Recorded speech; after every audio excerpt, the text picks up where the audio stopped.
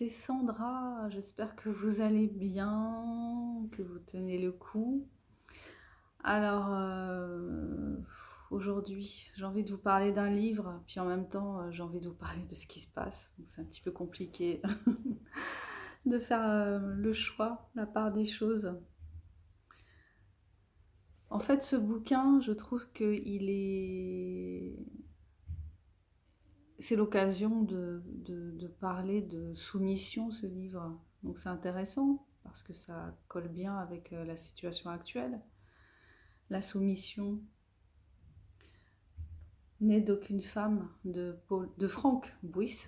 Donc Franck Bouys, c'est un auteur français qui est né en 1965, qui a publié son premier roman alors qu'il avait 47 ans.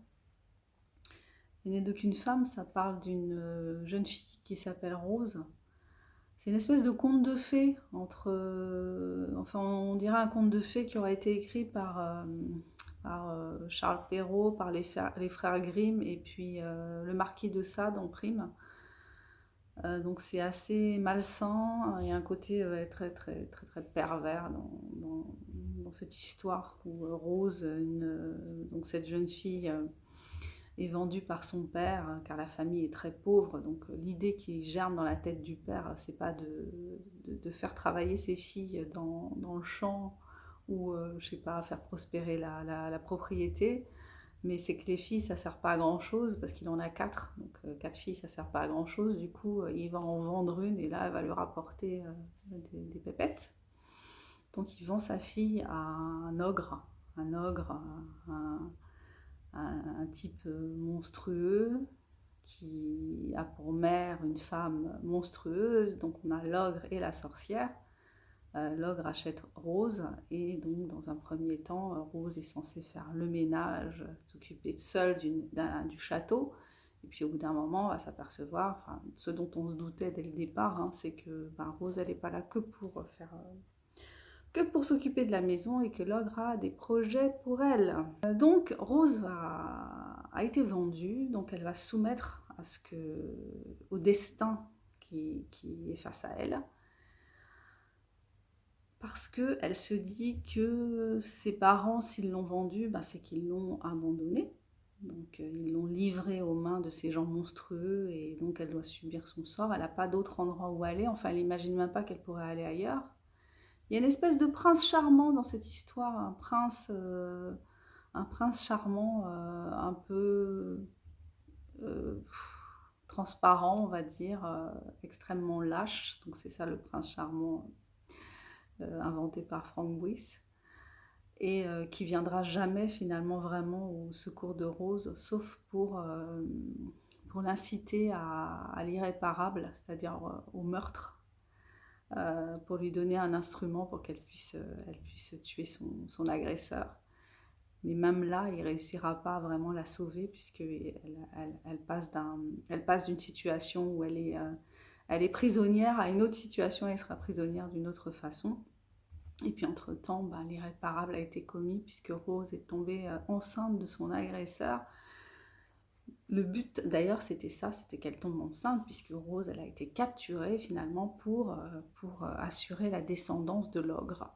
Donc je vous dis tout, hein, donc voilà, il n'y aura pas de surprise.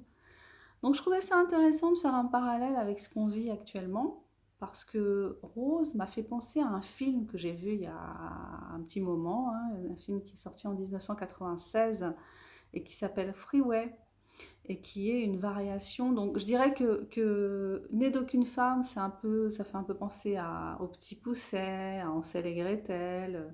Euh, Ça fait aussi penser à Barbe Bleue par certains côtés. Et donc Freeway, c'est une variation sur le Petit Chaperon Rouge, où là on trouve un personnage qui a été complètement retravaillé, et qui est finalement, c'est le loup doit avoir peur du petit chaperon rouge. C'est-à-dire que la victime s'est transformée en agresseur. Donc c'est un film que je vous recommande, avec des acteurs qui ont des noms imprononçables pour moi. Alors la fille, c'est Reese Witherspoon, un truc comme ça. Et l'acteur principal, Donald, non, Kiefer Sunderland ou Sunderland, bon, je ne sais pas prononcer ça. Bref, l'histoire, donc c'est le petit chaperon rouge qui vit dans une famille totalement folle, enfin dysfonctionnelle, on va dire, avec la mère qui est prostituée, le beau-père qui est un délinquant, incestueux, enfin par rapport à sa belle-fille. Et donc, au moment où sa mère se fait arrêter pour la énième fois et va se retrouver en prison, et donc le petit chaperon rouge va être obligé d'aller dans une famille d'accueil, elle refuse ça et elle décide de partir en faisant enfin d'abord avec une voiture pourrie et puis après en faisant du stop pour retrouver sa grand-mère. Et sur le chemin, elle rencontre le loup. Mais une fois qu'elle a découvert que le loup était le loup, c'est-à-dire un tueur en série en fait, et ben elle va pas se laisser faire, elle va dégommer le loup en lui tirant plusieurs balles dans la peau. C'est très gore, hein, c'est grand guignolesque même, mais bon, un peu comme j'ai pu être ouais, dans le livre de Frank Buis, à certains moments, bon, ben, on est un peu... c'est tellement horrible ce qui arrive à Rose, c'est tellement violent que ben, on est un peu stupéfait. Tandis que quand on a dans Freeway, moi j'étais plus dans une réaction de rire en fait, un rire défensif certainement, mais plus de rire face à toute cette violence qui s'enchaîne. Donc je trouvais que c'était intéressant de faire le parallèle entre la façon dont Rose, la Rose de Frank Buis, l'héroïne de Frank Buis, va réagir à la violence qui lui est faite, donc en se soumettant pendant une bonne partie de son histoire, et la façon dont Vanessa, donc l'héroïne de Freeway, va réagir. Elle est vraiment dans la confrontation, dans la lutte, dans l'agressivité, donc c'est pas forcément le mieux parce que bon, bah, y a une grosse problématique derrière, mais je trouvais ça intéressant et je trouvais qu'on pouvait faire un comparatif avec notre façon de réagir à la violence actuelle qui nous est faite, à savoir de nous imposer des choses dont on n'a pas forcément envie, qu'on ne souhaite pas forcément. Donc la question, c'est comment on va réagir. Je ne me sens ni Rose ni Vanessa. Moi, je serais plutôt dans la résistance tranquille. Je pense que je suis dans la résistance tranquille c'est d'ailleurs la position que j'ai adoptée depuis le début. Enfin, depuis que j'ai commencé à me poser des questions sur ce qui se passait et à trouver qu'il y avait des choses pas très logiques. À savoir que, bah, pour moi, il faut pas attendre d'être arrivé à une extrémité et de se venger de son agresseur en essayant de l'empoisonner, mais continuer à être dans cette résistance, continuer à dire non, un non ferme, définitif, à savoir que c'est moi qui décide si je prends ou non telle substance, si je me la fais ou pas. C'est moi, en tant que parent, qui décide si mes enfants vont ou non avoir cette substance qui est encore en phase de test, qui est potentiellement dangereuse, qui est potentiellement meurtrière. C'est moi qui décide. Et je ne vais pas me poser en victime, je vais me poser en actrice de ce qui se passe, en actrice de ma vie. Je ne suis pas aussi extrême que certaines personnes qui sont dans la souveraineté et qui font sécession. Je n'en suis pas encore là, c'est pas mon chemin pour l'instant.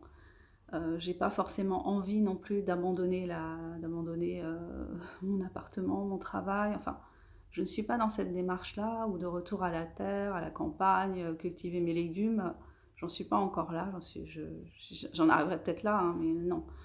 Pour l'instant, je suis juste dans une posture de fermeté, d'être prête à être confrontée aux gens qui vont me demander de faire des choses que je ne souhaite pas faire.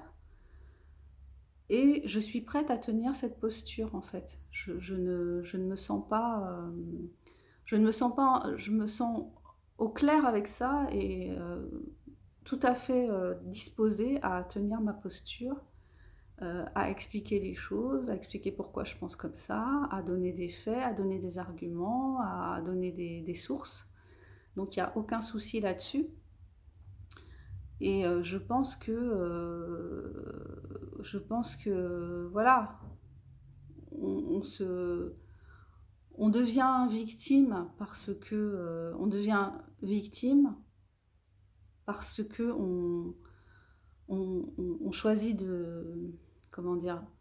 De subir ce truc. Voilà, je pense qu'il y a plusieurs postures. Il y a des gens qui choisissent de subir ce qu'on leur impose en se disant: «J'ai pas le choix». Il y a des gens qui disent, «Ben, il faut le faire parce que c'est bien». Il y a des gens qui se disent: «Bah non, moi je pense que c'est pas bien et je pense que j'ai le choix». Donc voilà, moi je me situerais dans la catégorie où je me dis: «Je pense que c'est pas bien et je pense que j'ai le choix parce que je suis un être humain, heu, parce que je réfléchis, parce que j'ai fait le point sur ce qu'on me propose, parce que j'estime que je suis une personne adulte et responsable et que je ne suis pas, comme Rose, cette petite adolescente là qui se retrouve dans une situation tellement compliquée, tellement difficile qu'effectivement elle va se soumettre. Je ne suis pas non plus comme Vanessa qui va, elle, être dans la réaction hyper violente et se battre avec toutes les armes qu'elle a à sa disposition. Moi, je suis dans, je dirais, peut-être finalement une forme de souveraineté, parce que je pense que c'est à moi de décider. C'est pas à 9 personnes, soi-disant, qui se définissent comme des sages, mais qui pour moi ne représentent rien, qui n'ont pas à décider pour moi, qui n'ont pas à décider pour ma famille, qui n'ont pas à décider pour mes enfants. Ces personnes n'ont pas de droit sur mon corps. Euh, je me suis soumise à des choses pour mes enfants sans me poser des questions à l'époque. Par exemple, quand il a fallu les faire, voilà, je l'ai fait parce que ça paraissait une anomalie de ne pas le faire. Mais je ne peux pas dire que j'ai eu une réflexion. Et je pense que tout parent qui soumet ses enfants à ça, finalement, il n'a pas de réflexion là-dessus. On lui dit que c'est bien, il le fait. Voilà, donc il n'y avait pas de réflexion là-dessus. Il n'y avait pas non plus d'espace de réflexion. Aujourd'hui, pour ça, il y a un espace de réflexion que je me donne, que je prends, et j'estime que j'ai le droit de dire non en tant qu'individu, en tant ce corps-là, il est mien, il m'appartient. Je n'ai pas envie d'y introduire certaines substances. Je n'ai pas envie de lui faire courir certains risques, parce que depuis 18 mois, ben, il réagit très bien à tout ce qui se passe alentour, à tout ce à quoi il est confronté. Il fait son travail, mes cellules, mes anticorps, enfin que sais-je, font leur travail. Donc je suis là devant vous, je suis une personne en bonne santé. Je ne... Comment dire, cette histoire de malade asymptomatique qui fait que tout le monde est malade et tout le monde peut contaminer tout le monde, ben, je la refuse en fait. Je refuse ce paradigme qui fait de nous tous des dangers potentiels les uns pour les autres. Vraiment, je le refuse. Je trouve que c'est la plus grosse escroquerie de ces 18 derniers mois. Voilà, donc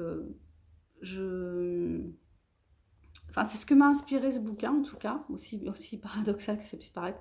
C'est ce que m'a inspiré ce livre, donc, dont je vous recommande la lecture, même s'il est très difficile à lire par moments, parce qu'il y a une espèce de montée dans la violence, et puis les scènes sont crues, assez explicites, donc ça peut être choquant. Mais c'est intéressant justement de voir, même si c'est une fable, c'est un conte en fait, hein, parce que certains personnages restent très très caricaturaux, Ben, c'est intéressant de voir comment on finit par devenir une victime, à quel moment on se révolte, et puis que faire de cette révolte si elle arrive finalement au moment où on ne peut plus vraiment se révolter. Bon, je ne sais pas si Franck Bouy serait content que je fasse ce genre de parallèle avec son bouquin, mais voilà, c'est ça que ça m'a inspiré. Je vous invite à découvrir mes romans, si vous ne les connaissez pas encore, parce que je suis écrivaine indépendante, donc ils sont tous disponibles sur la plateforme Amazon. Je vous invite à vous abonner à cette chaîne si ce n'est pas encore fait, à me suivre également sur Rumble, parce que YouTube n'est pas très gentil avec les gens qui tiennent des discours qui vont à l'encontre des normes de la communauté, des normes qu'on ignore. D'ailleurs, on n'a toujours pas compris quelles étaient exactement les normes de la communauté, parce que quand on entre dans la communauté YouTube, ben, on ne nous demande rien à ce niveau-là, donc on ne sait pas trop qu'est-ce qui est derrière. Enfin, si on sait, mais on fait comme si on ne savait pas. Je vous embrasse, je vous souhaite une bonne journée ou une bonne soirée selon l'heure à laquelle vous regarderez cette vidéo. Prenez soin de votre mental en ces temps difficiles. Voilà, faites travailler vos neurones, réfléchissez, allez à droite, à gauche pour trouver des informations alternatives, ce qui n'est pas forcément évident. Ne cédez pas à la propagande, parce qu'on est vraiment dans de la propagande et dans de l'ingénierie sociale. Mais il faut tenir bon, et ce moment, c'est un moment de notre civilisation qui est peut-être nécessaire, parce qu'on a besoin de basculer, de passer à autre chose. Voilà. Je vous embrasse.